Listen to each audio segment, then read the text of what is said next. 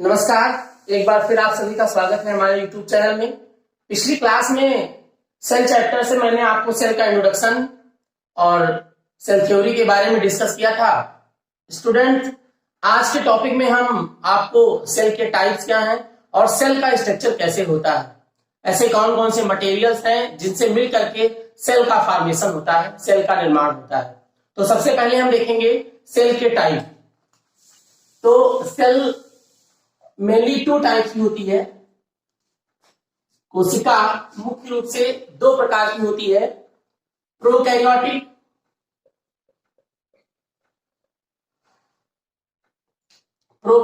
Cell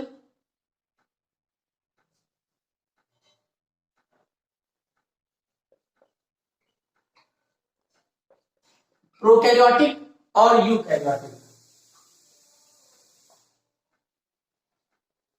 prokaryotic cell और eukaryotic cell.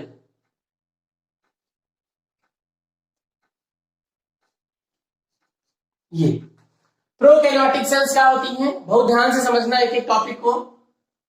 Prokaryotic ये दो शब्दों से मिलकर बना है, एक शब्द है प्रो और दूसरा शब्द है कैरियन। प्रो का अर्थ होता है प्रिमिटिव, प्रो मीन्स प्रिमिटिव और कैरियन मीन्स न्यूक्लियस। ऐसी सेल जिनका न्यूक्लियस प्रिमिटिव होता है, जिनका न्यूक्लियस वेल डेवलप नहीं होता है, उन्हें हम प्रोकैरियोटिक सेल कहते हैं। प्रोकैरियोटिक सेल कहते हैं, किसे कहते हैं? अल्प विकसित केंद्रक। अल्प विकसित केंद्रक, ऐसी कोशिकाएं जिनका केंद्रक पूर्ण रूप से विकसित नहीं होता है, उन्हें हम क्या कहते हैं? Prokaryotic cell. यूकैरियोटिक सेल किसे कहते हैं? You means true, you means true, true means good या अच्छा, और कैरियन मीन्स न्यूक्लियस। ये ऐसी सेल होती हैं जिनका न्यूक्लियस क्या होता है? पूर्ण विकसित केंद्रक। इसमें प्रोकैरियोटिक और यूकैरियोटिक आप वर्ड से ही समझ सकते हैं। प्रोकैरियोटिक मीन्स प्रिमिटिव न्यूक्लियस और eukaryotic means well developed nucleus, पूर्ण विकसित केंद्रक। तो ये मुख्य रूप से कोशिकाएं दो प्रकार की होती हैं, प्रोकैरियोटिक सेल और यूकैरियोटिक सेल। अब हमें ये देखना है कि प्रोकैरियोटिक सेल कौन कौन सी हैं। इस लिविंग वर्ल्ड में ऐसी कौन कौन सी सेल्स हैं, ऐसी कौन कौन से लिविंग ऑर्गेनिज्म हैं जो प्रोकैरियोटिक हैं। तो उनके एग्जाम्पल आप देख लीजिए। बहुत ही सिलेक्टेड ऑर्गेनिज्म हैं जो प्रोकैरियोटिक हैं, जैसे बैक्टीरिया, बीजीए, बीजीए इसका फुल फॉर्म है ब्लू ग्रीन एल्गी, या इसे साइनोबैक्टीरिया कहते हैं। क्या कहा जाता है इसे? ब्लू ग्रीन एल्गी को साइनोबैक्टीरिया। और माइकोप्लाज्मा। तो ये बैक्टीरिया, ब्लू ग्रीन एल्गी और माइकोप्लाज्मा, ये ऐसे ऑर्गेनिज्म हैं जो प्रोकैरियोटिक है। ध्यान दीजिएगा, केवल आप प्रोकैरियोटिक में इन्हीं लिविंग ऑर्गेनिज्म को आप लोग लर्न कर लीजिए, बस आपको पता चल जाएगा कि इस जीवित जगत में, इस लिविंग वर्ल्ड में कौन कौन से ऑर्गेनिज्म प्रोकैरियोटिक है। तो कौन कौन प्रोकैरियोटिक है? बैक्टीरिया है, ब्लू ग्रीन एल्गी है और माइकोप्लाज्मा है। अब यूकैरियोटिक क्या है? तो इनको अगर छोड़ दिया जाए, यूकैरियोटिक कौन है? बैक्टीरिया, ब्लू ग्रीन एल्गी और माइकोप्लाज्मा को छोड़कर जितने भी लिविंग ऑर्गेनिज्म है वो क्या है? यूकैरियोटिक है, यानी ऑल एनिमल। कौन है? All animal, all plants, fungi और प्रोटिस्टा। ये कौन है? यूकैरियोटिक है। तो ये आप ध्यान दीजिएगा, बहुत ज्यादा आपको याद करने की जरूरत नहीं है। आप केवल प्रोकैरियोटिक ऑर्गेनिज्म को याद कर लीजिए कि bacteria, blue green algae, mycoplasma prokaryotic है, और अगर इनको हटा दिया जाए तो बाकी सब क्या है? यूकैरियोटिक है। तो ये एग्जांपल है, इसको आप लोग नोट कर लीजिए। यूकैरियोटिक और प्रोकैरियोटिक में ये बेसिक डिफरेंस है, ये बेसिक डिफिनेशन है प्रोकैरियोटिक और यूकैरियोटिक की। बाकी प्रोकैरियोटिक और यूकैरियोटिक के जो ऑर्गेनिज्म हैं उनमें बहुत सारे डिफरेंस होते हैं। तो अब मैं जब फिगर बनाऊंगा प्रोकैरियोटिक और यूकैरियोटिक सेल का, तो आप उसमें से देख के जान जाएंगे कि कौन कौन से बेसिक डिफरेंस होते हैं प्रोकैरियोटिक और यूकैरियोटिक सेल में। इसको नोट कर लीजिए।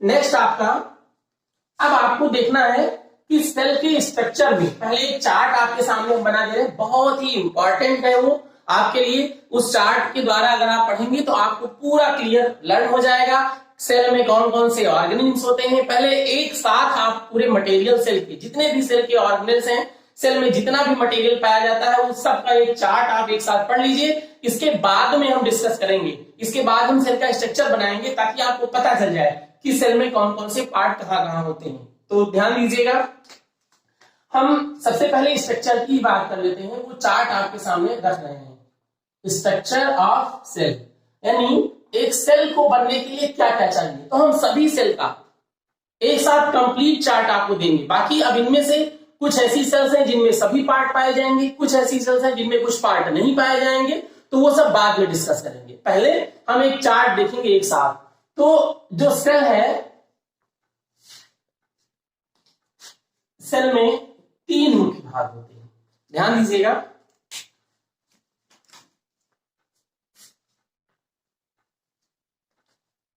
सबसे पहला part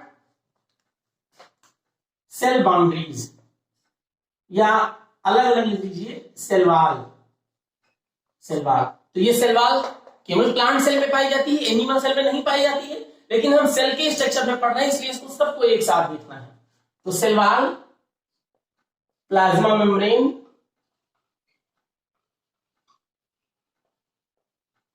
cell wall, plasma membrane और न्यूक्ली और प्रोटोप्लाज्म, सॉरी प्लाज्मा मेम्ब्रेन और प्रोटोप्लाज्म,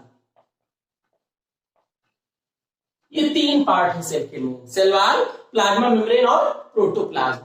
अब ये सेल वॉल कई प्रकार की होती है, प्लाज्मा मेम्ब्रेन में भी बहुत सारी चीजें हैं, ये सब एक एक टॉपिक बाद में डिस्कस करेंगे। पहले आप एक साथ पूरा चार्ट देख लीजिए। तो प्रोटोप्लाज्म, अब ये जो प्रोटोप्लाज्म है, प्रोटोप्लाज्म, इसके 3 मुख्य भाग होते हैं। प्रोटोप्लाज्म के कितने मेन पार्ट होते हैं? 3। बहुत ध्यान से एक एक समझिएगा। सबसे पहला साइटोप्लाज्म, साइटोप्लाज्म,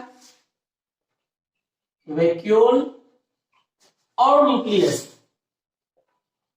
साइटोप्लाज्म और न्यूक्लियस, केंद्रक।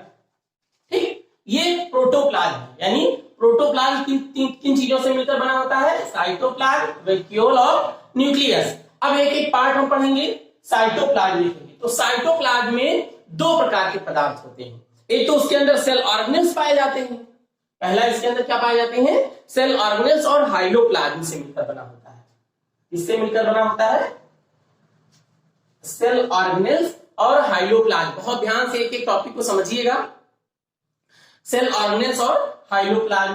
अब हम साइटोप्लाज्म में, यानी जितने भी सेल ऑर्गेनेल्स होते हैं वो सब साइटोप्लाज्म में ही डूबे रहते हैं। तो ध्यान दीजिएगा, इसमें endoplasmic reticulum, endoplasmic reticulum, Golgi bodies, Golgi bodies, mitochondria,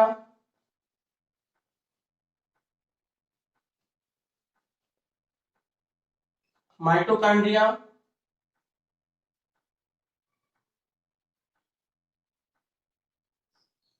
ribosome, plastid,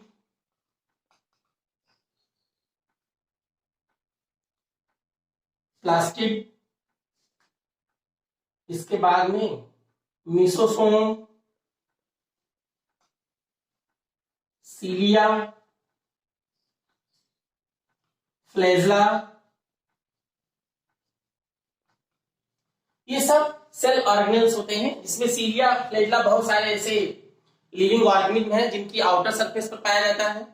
और नेक्स्ट यहां लिख दे रहे हैं माइक्रोबॉडीज,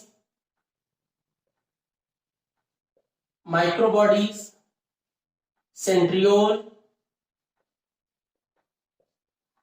सेंट्रियोल, ये सब सेल ऑर्गेनेल है, इंपॉर्टेंट, इनको नोट कर लीजिएगा आप सभी लोग। अब इसके बाद में हमको ये देखना, ध्यान दीजिएगा, endoplasmic reticulum, Golgi bodies, mitochondria, ribosome, plastid, mesosome, cilia, flagella, microbodies में स्पोरोसोम्स है, पराक्सीसोम्स है, ये सब आते हैं माइक्रोबॉडीज में, और सेंट्रियोल, ये मेन सेल ऑर्गेनेल्स हैं। ये क्या है? Cell organelles. अब हाइलोप्लाज्म क्या है? हाइलोप्लाज्म ये न्यूट्रिटिव मटेरियल टाइप्स के जो मटेरियल है, जो पदार्थ है, जैसे स्टोरेज मटेरियल है, एक्सक्रीटरी मटेरियल है, और उसमें बहुत सारे ऐसे स्टोरेज मटेरियल, बहुत सारे ऐसे एक्सक्रीटरी मटेरियल होते हैं जो सेल के द्वारा सिक्रीट किए जाते हैं, निकाले जाते हैं, जैसे कार्बोहाइड्रेट,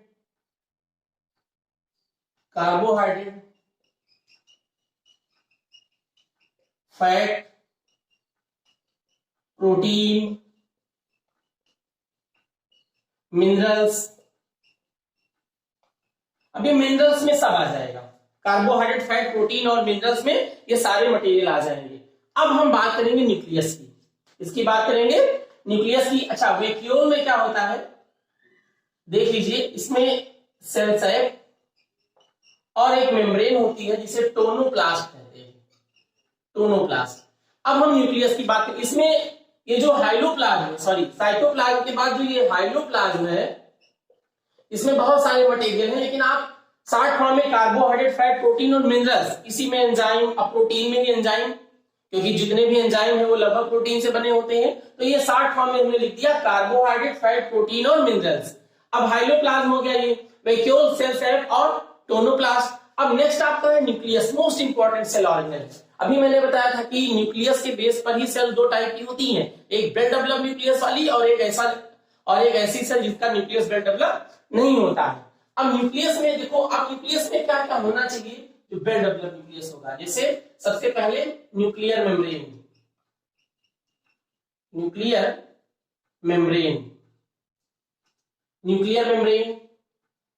न्यूक्लियोलस,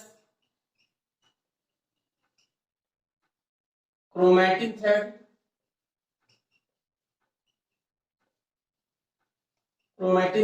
और न्यूक्लियोप्लाज्म।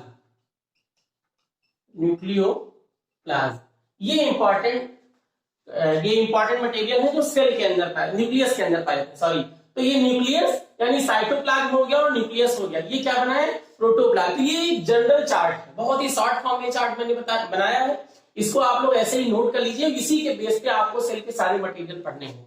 तो आज के लिए इतना ही है, आप सभी लोग इस चार्ट को बना लीजिए, तैयार कर लीजिए। नेक्स्ट वीडियो में जो अगली क्लास होगी उसमें हम आपको एक एक सेल ऑर्गेनेल के बारे में डिस्कस करेंगे और सेल के स्ट्रक्चर के बारे में बताएंगे। धन्यवाद। आप सभी लोग हमारे चैनल को लाइक करें, शेयर करें और सब्सक्राइब करें ताकि ये वीडियो सब तक पहुंचते रहे। धन्यवाद।